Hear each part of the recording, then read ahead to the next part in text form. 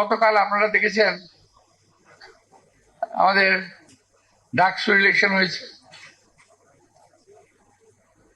ইলেকশনে বিএনপি হেরে গেছে, এটা আপনারা বলতে পারেন, কিন্তু আমি কিন্তু বলতে পারি না যে ঢাকা বিশ্ববিদ্যালয়ে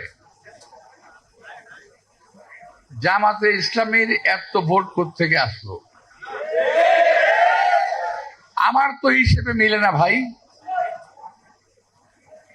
আমি বলতে চাই না জামাত কারচুপি করেছে, আমি বলতে চাই দেশে একটা গভীর ষড়যন্ত্রের আভাস পাচ্ছি আমি। কারণ আমরা যখন বিভিন্ন দল একসঙ্গে বসি তখন যে আমাদের সেভেন নেতারা বারবার আমাদেরকে বলেন কি জানেন, যে ভাই খেয়াল রাখেন আওয়ামী লীগ যাতে আর ক্ষমতায় আসতে না পারে, আওয়ামী লীগ ঠেকান সবসময়, যে আওয়ামী লীগ আসলে সবাইকে কুচু কাটা করবে, এটা তাদের ডায়লগ।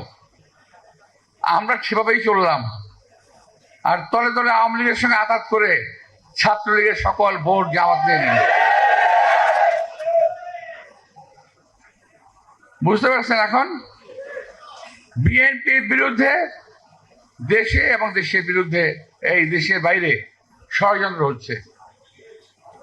কারণ বিএনপি একটি মাত্র দল বাংলাদেশে, যেই দলের হাতে বাংলাদেশের স্বাধীনতা নিরাপদ, সার্বভৌমত্ব নিরাপদ,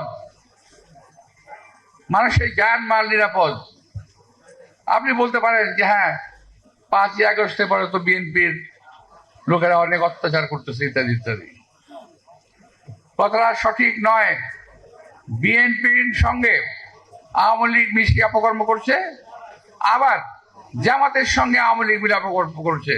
সমস্ত দোষ বিএনপির উপরে আসছে। আর বিএনপির ছেলেরা তারা কিছুই বোঝে না, তা আমি বলবো না, বোঝে, তারা এই লোভ সামাল দিতে পারে নাই হয়তোবা।